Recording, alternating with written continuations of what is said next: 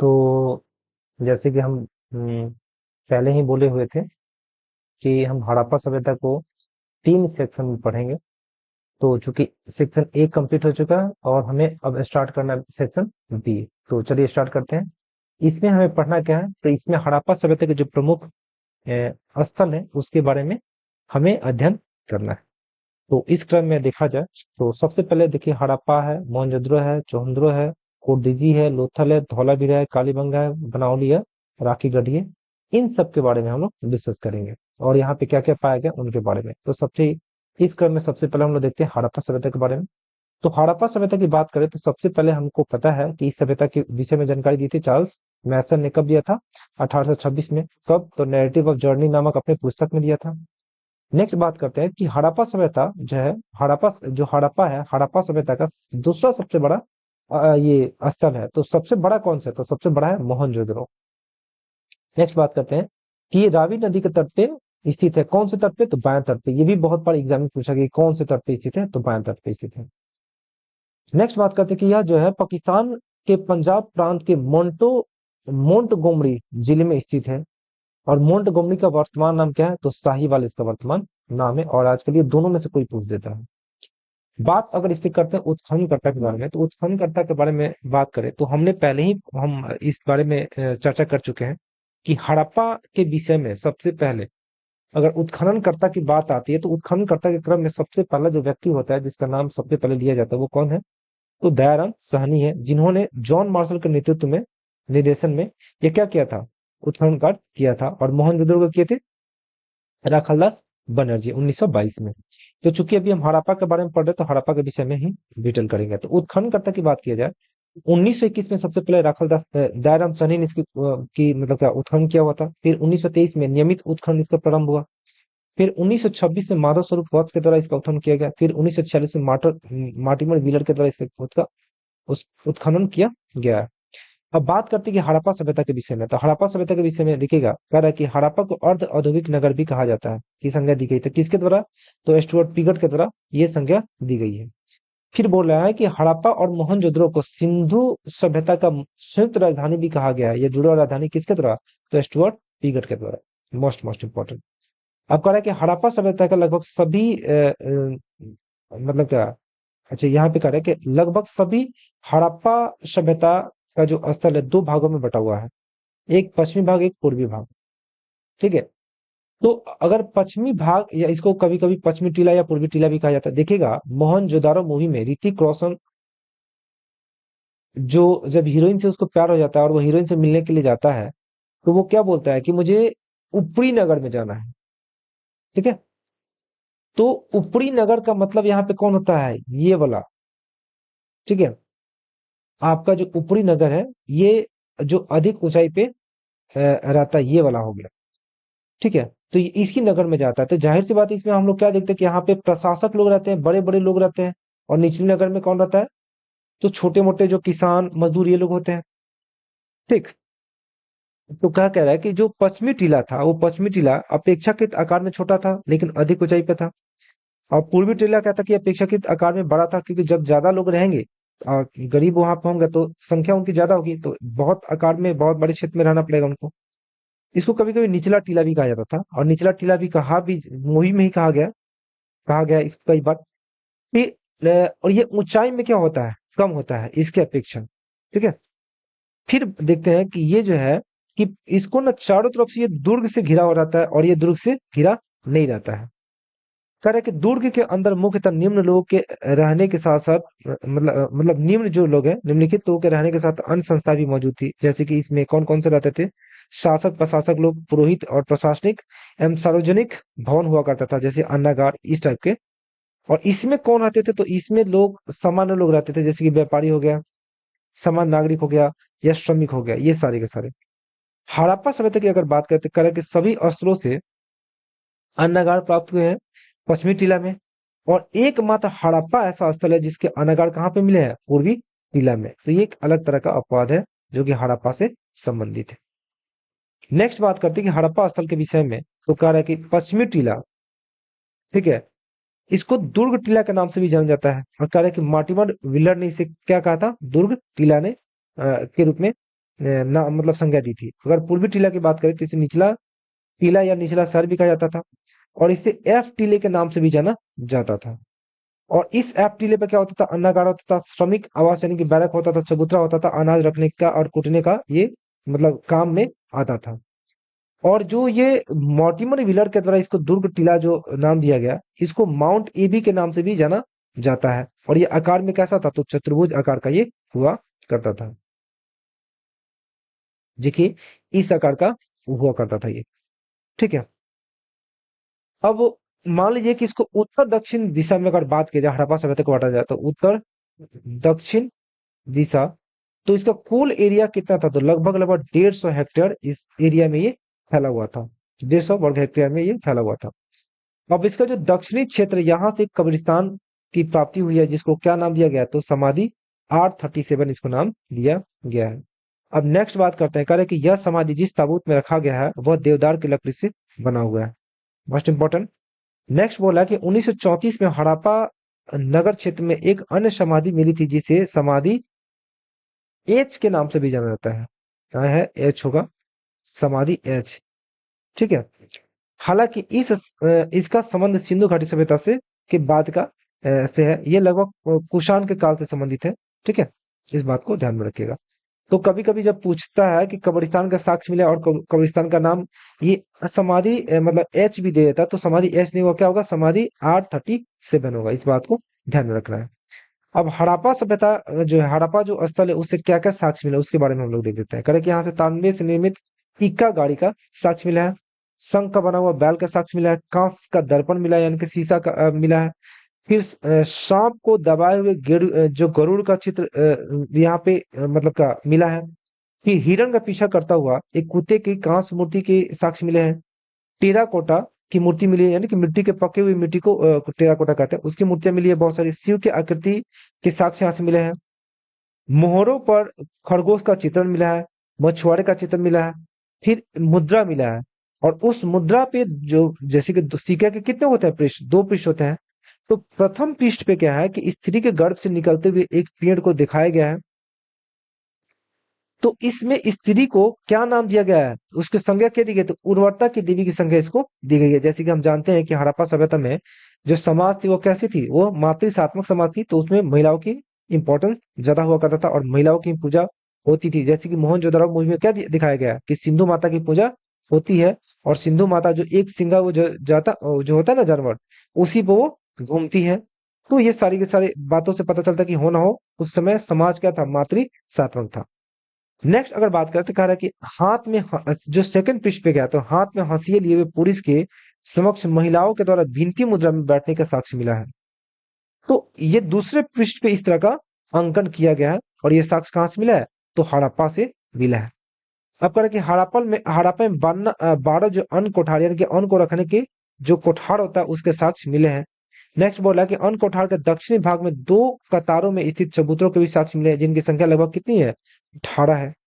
ठीक, ये भी मोस्ट इंपॉर्टेंट है। ये है आपका मतलब क्या, कतार अवस्था में रखा गया है। ठीक है, चबूतरा ए और चबूतरा 1 और 2।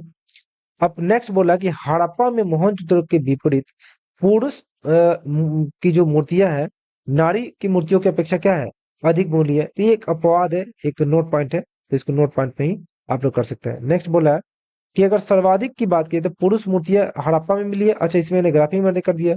और स्त्री मूर्तियां सर्वाधिक कहाँ पे मिली है? मोहनजोदड़ो में। तो सर्वाधिक स्त्री मूर्तियों की बात करें तो मोहनजोदड़ो, और सर्वाधिक पुरुष मूर्तियों की बात करें तो कहाँ पे? हड़प्पा। चलिए नेक्स्ट देखते हैं।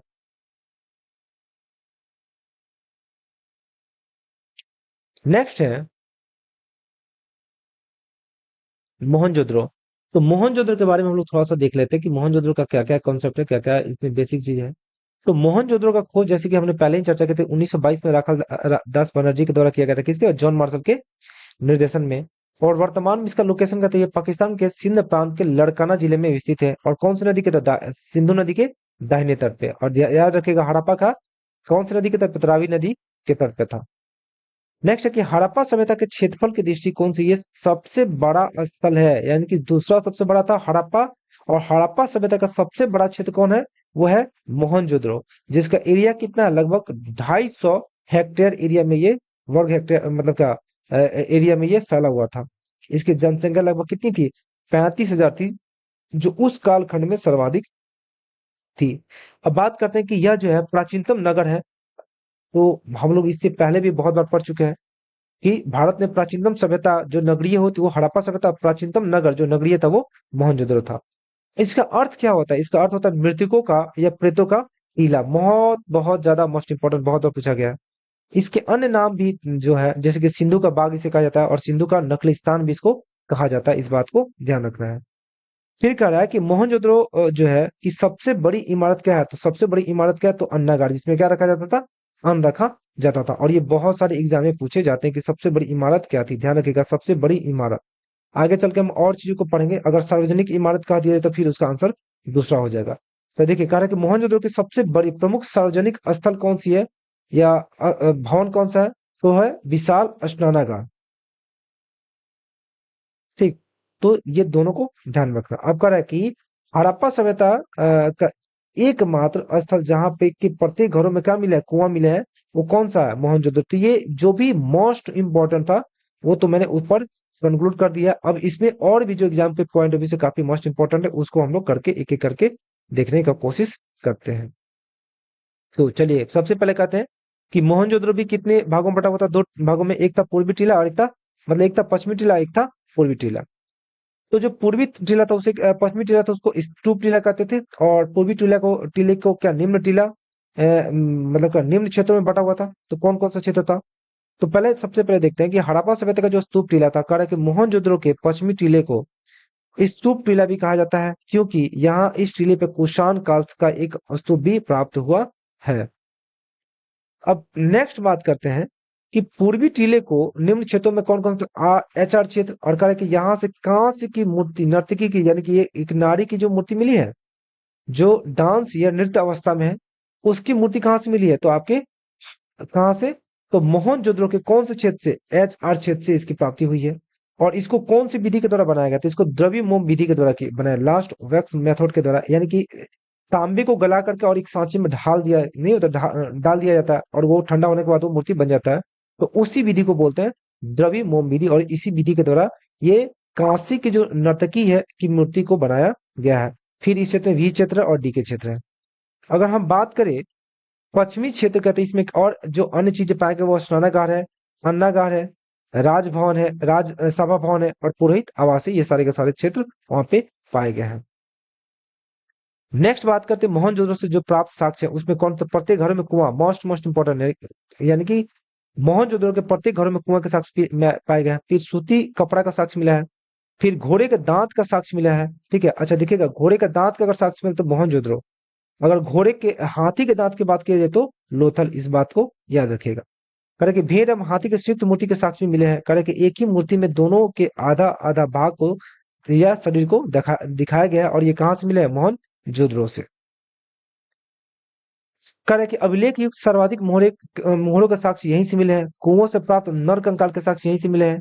सीप की बनी हुई पटरी के साक्ष्य यहीं से मिले हैं। जो कुम्भकारी के 6 पट्टों के साक्ष्य, यानी कि जहां पे कुम्हार बर्तन को बनाता था, उसके साक्ष्य भी यहाँ से मिले हैं। महाविद्यालय भवन का भी साक्ष्य यहाँ से मिला है। बने हुए कपड़े के टुकड़े का साक्ष्य, मतलब बुने हुए, बने सॉरी, बुने हुए कपड़े के जो साक्ष्य मिले हैं। फिर एक गीली मिट्टी पर कपड़े का साक्ष्य मिला है। फिर बेल्ट का साक्ष्य मिला है। फिर बृहद स्नानागार के साक्ष्य मिले हैं। देखिए, अब ये स्नानागार है, और इस स्नानागार के जो चारों तरफ, जैसे कि जो मोहनजोदड़ो मूवी देखेगा कि हीरोइन क्या करती है, वो जहां पे वो चांदनी ऋतिक रोशन क्या करता है, उसे मिलने जाता है, जहाँ वो स्नान करती है, तो वो इसी तालाब में स्नान करती है। ठीक है। और इस तालाब के चारों तरफ क्या होता है? ध्यान से देखिएगा, उस मूवी में चारों तरफ क्या होता है? घर होता है। चूंकि वो घर दिखाया नहीं गया कि रात का समय होता है, तो वो घर बस ये लिखा गया कि एक मंजिला होता है, लेकिन वो घर क्या होता था? 2 मंजिला 3 मंजिला भी हुआ करता था। ठीक। और उस तालाब का समान तौर पे यूज कब किया जाता था? तो धार्मिक स्थलों पे या धार्मिक उत्सवों पे इसका यूज किया जाता था स्नान करने के लिए। तो वो क्या होता है? चांदनी जो होती है, वो ऐसा कुछ उत्सव होता है, जिस उत्सव के मतलब का आयोजन के क्रम में ये वहां पे क्या करती है? स्नान करती है। तो ये सारे के सारे इसमें क्या देखिए, इसमें क्या था? इसमें एक तरीके तरह से जो है एक कुआं था जिससे साफ पानी इसमें आता था। और एक तरफ से इसकी निकासी बनाई गई थी, जो गंदे पानियों की निकासी के लिए एक अलग सा मतलब इसमें छोर बनाया गया था। यानी कि जब वो पानी का यूज किया जाता था और गंदा हो जाता था, उस पानी को साइड से निकाल दिया जाता था। ठीक है। अब कह रहा है कि कपड़े बदलने के लिए कमरे होते थे, और कपड़े बदलने के लिए जाती है वो हीरोइन जहाँ पे ऋतिक रोशन उसे मिलता है। वो अलग बात है कि फिर वो आगे बहुत कुछ करता है। फिर एक उत्तर पूर्वी दिशा में पुरोहित आवास इसके पाए गए हैं। तो उत्तर पूर्वी जो दिशा होता था, वो उत्तर पूर्वी दिशा में क्या होता था, अक्सर या प्राय पुरोहित का वास होता था। ठीक, ये दिशा इंडिकेट कर दिया गया है, नॉर्थ, साउथ, ईस्ट और वेस्ट को इंडिकेट किया, यानी कि उत्तर, दक्षिण, पूरब और पश्चिम। अब नेक्स्ट बोला है कि जो स्नानागार में स्वच्छ पानी की प्राप्ति कुएं से होती थी और गंदे पानी को ऐसे निकाल दिया जाता था। अब बात करते हैं कि मोहनजोदड़ो से विशाल स्नानागार, ऊपर हम लोग देख ही लिए विशाल स्नानागार के साक्ष्य मिले हैं। फिर क्या मिला है, तो स्नानागार के जो फर्श होते थे वो पक्की हुई मिट्टी से बनते थे ताकि वो गीली ना हो और फाक ना हो।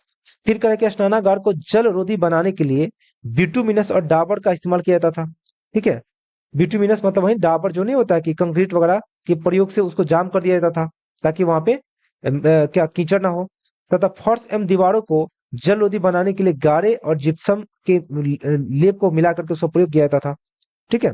ताकि उसमें क्या हो, उससे पानी का रिसाव ना हो। फिर स्नानागार का उपयोग धार्मिक अनुष्ठानों के लिए, जहां पे देखते हैं हम लोग कि वो हीरोइन क्या होती है, धार्मिक एक उत्सव पे ही स्नान करने जाती है। फिर करें कि जॉन मार्शल ने स्नानागार को तत्कालीन विश्व का आश्चर्यजनक क्या बताया है, निर्माण बताया, क्योंकि वो आश्चर्यजनक है भी। फिर करें कि स्नानागार के साक्ष्य की बात यहाँ से किया जाता है, कह रहा है कि मोहनजोदड़ो की सबसे बड़ी मतलब ये इमारत है, और इसकी लंबाई चौड़ाई देखिएगा, चौड़ाई कितना था, तो 15.23 मीटर, और लंबाई था 45.71 मीटर। तो आप सोच सकते हैं कि कितना लंबा चौड़ा होगा।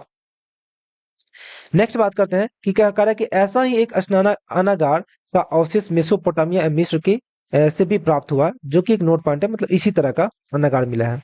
फिर कह रहा है कि पुरोहित आवास के साक्ष्य भी यहाँ से मिले हैं। कह रहा है कि इसे पुरोहितों का विद्यालय भी कहा जाता था।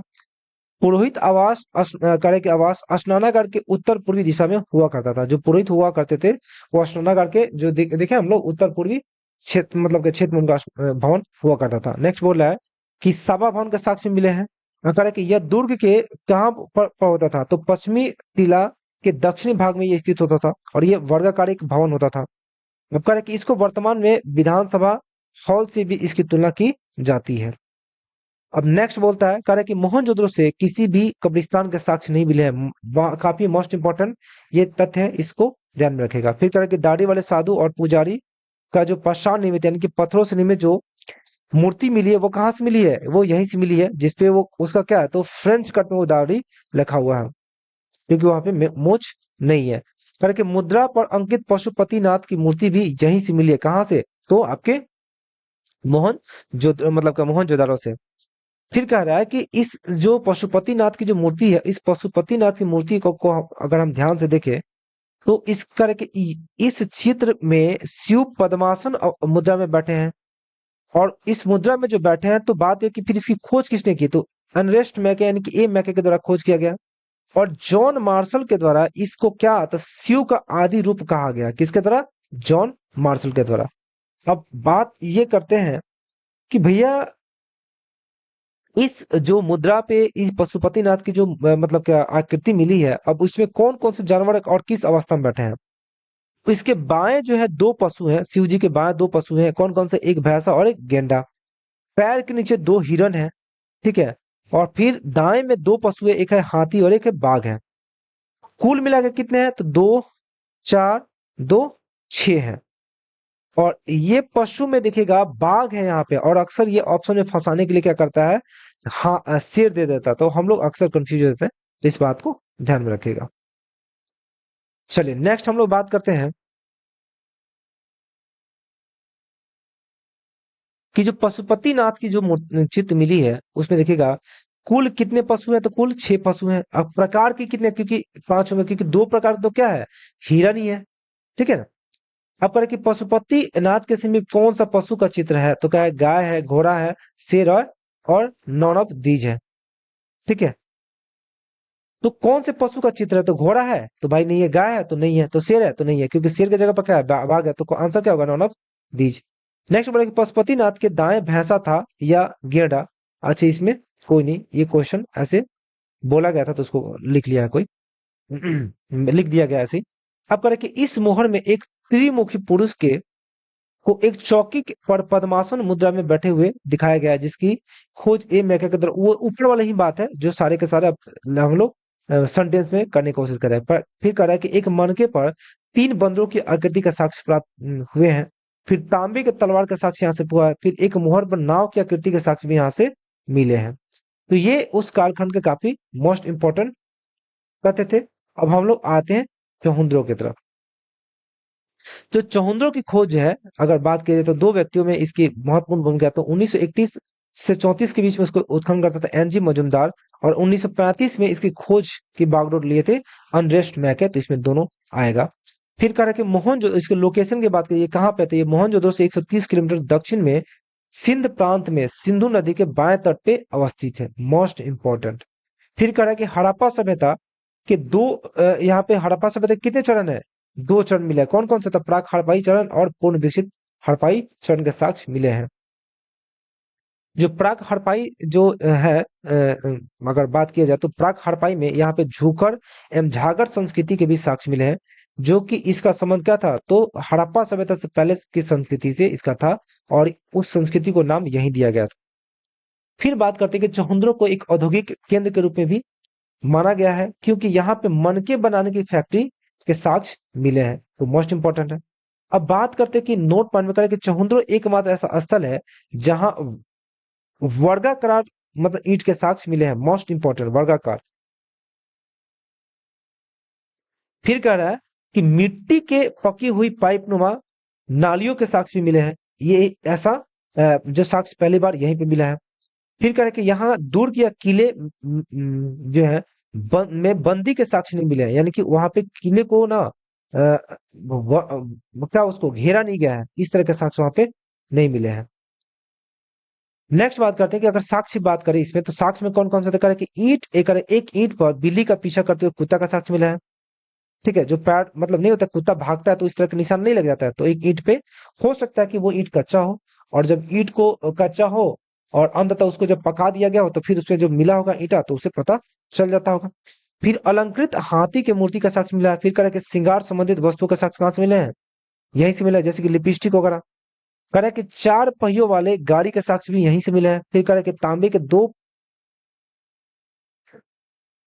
मतलब गाड़ियों का साक्ष्य यहीं से मिला है। फिर कह रहा है कि गुड़िया निर्माण करने के लिए फैक्ट्री का साक्ष्य यहीं से मिला है। फिर कह रहा है कि एक सिक्के के एक पृष्ठ पर 3 घड़ियाल तथा दूसरे पृष्ठ पर 2 मछलियों का साक्ष्य मिले हैं।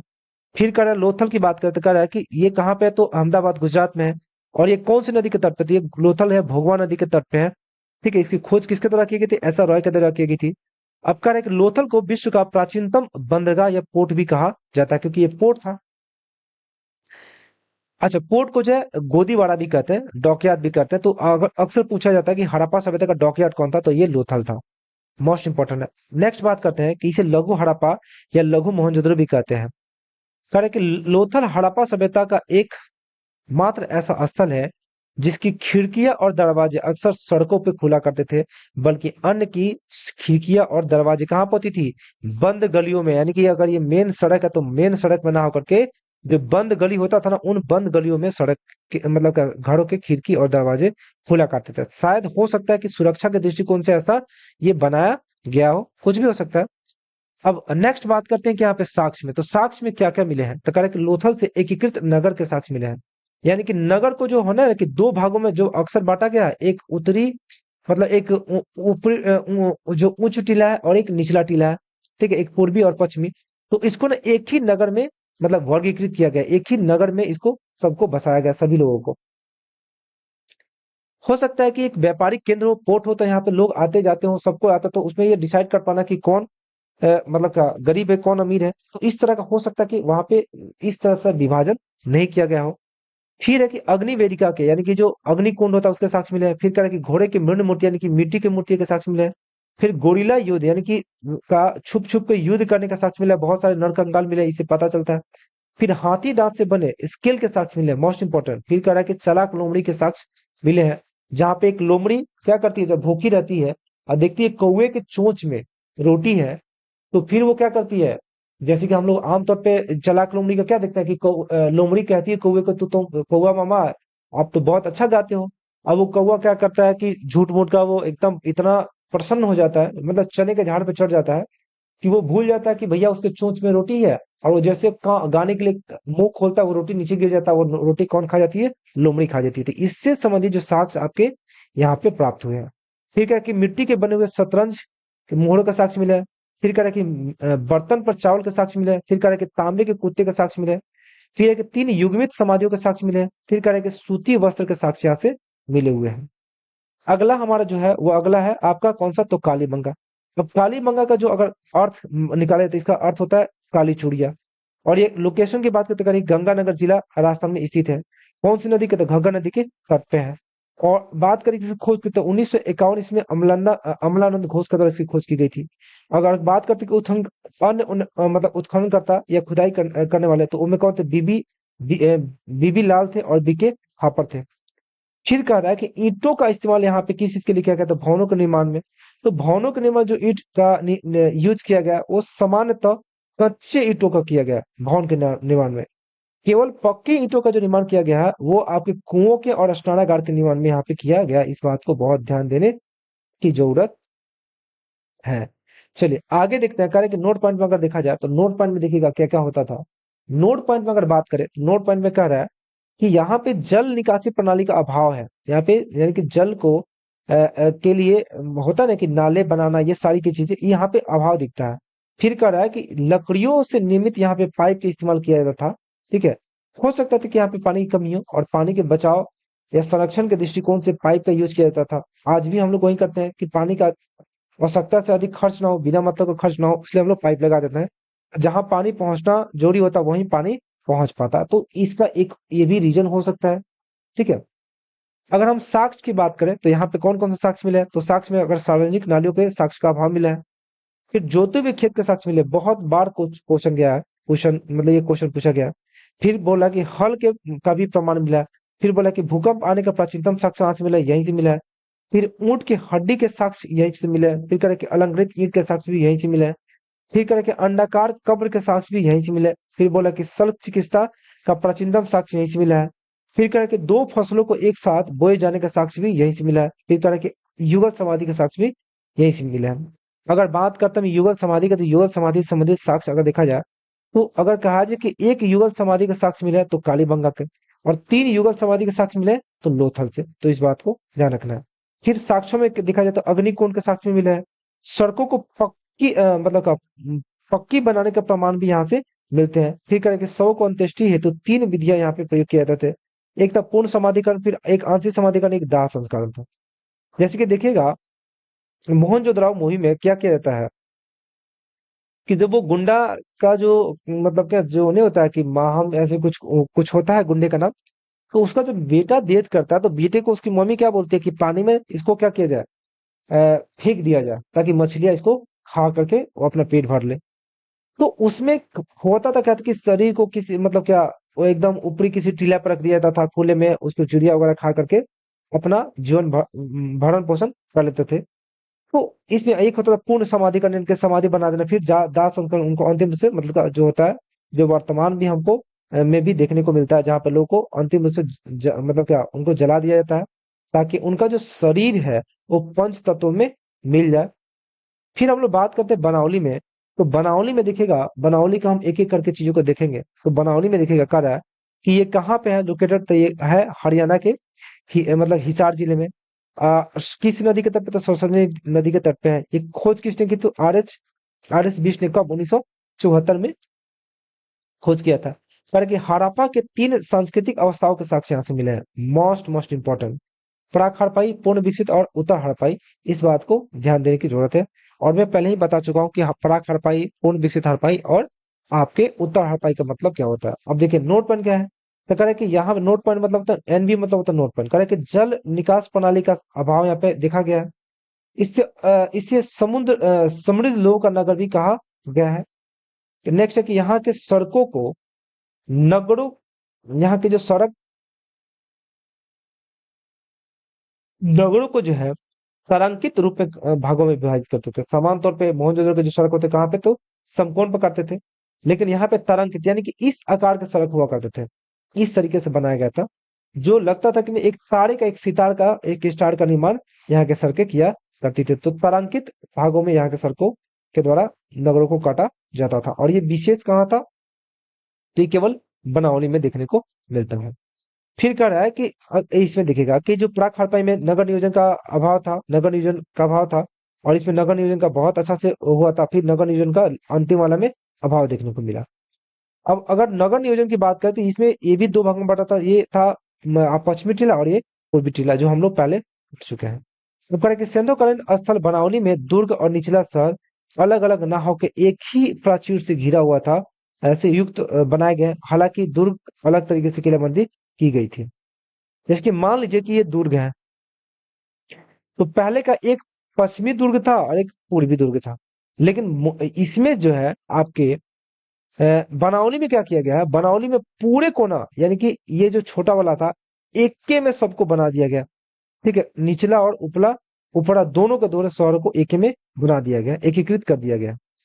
अब बात करते हैं साक्ष्य का, तो यहाँ से वास वेसिंग के साक्ष्य मिले हैं, जहाँ पे हाथ वगैरह नहीं धोया जाता। फिर यहाँ कह रहा है कि मिट्टी से निर्मित हल के आकृति के साक्ष्य और खिलौने के साक्ष्य भी मिले हैं। फिर बोला अग्नि कुंड या अग्नि वेदिका के साक्ष्य मिले हैं।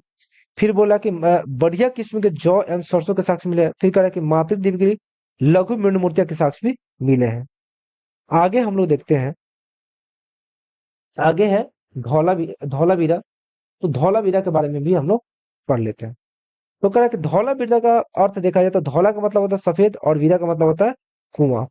तो मतलब क्या इसका शाब्दिक अगर अर्थ दिया जाए तो सफेद कुआं का इसका अर्थ लगाया जाता है धौलावीरा का। इसकी खोज जेपी जोशी के द्वारा कब की गई थी, 1967 से 68 के बीच में किया गया था। उत्खननकर्ता कौन थे, आर एस बिष्ट थे, जो 1990 से 91 में इसके उत्खननकर्ता में अपनी भूमिका अदा की थी। फिर गुजरात में ये कहाँ है लोकेटेड, कहाँ, तो गुजरात में लोकेटेड है। अब कह रहा है कि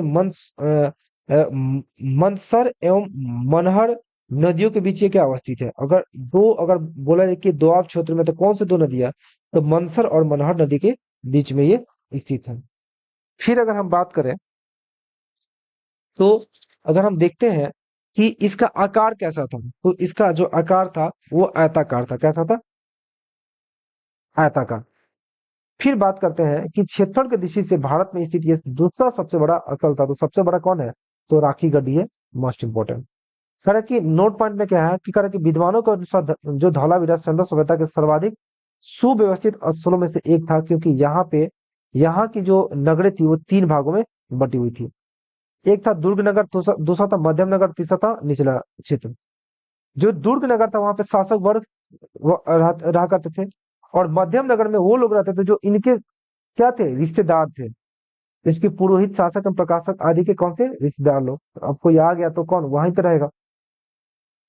निचला शहर हमेशा की तरह यहाँ पे भी व्यापारी, मजदूर एवं समान वर्गों के लिए ये निवास स्थल था।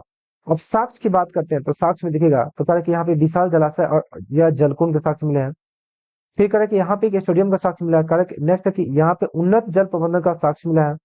फिर बोला कि यहाँ पे बांध निर्माण तकनीक के साक्ष्य मिले हैं। फिर बोला कि नेवले के पत्थर मूर्ति के साक्ष्य यहाँ से मिले हैं। फिर बोला कि हड़प्पा कालीन लिपि का सबसे बड़ा जो आकार के 10 चिन्हों वाले एक शिलालेख, एक साइन बोर्ड के साक्ष्य भी यहाँ से मिला है, और बहुत बढ़िया पूछा गया है। नेक्स्ट बोला कि शैलीकृत स्थापत्य का साक्ष्य भी यहीं से मिला है। फिर बोला बैलगाड़ी या बैल को एक नगर मानव के द्वारा चलाए जाने का साक्ष्य भी यहाँ से मिला है। अब फिर हम लोग आगे बढ़ते हैं और पढ़ते हैं राखी गढ़ी के बारे में।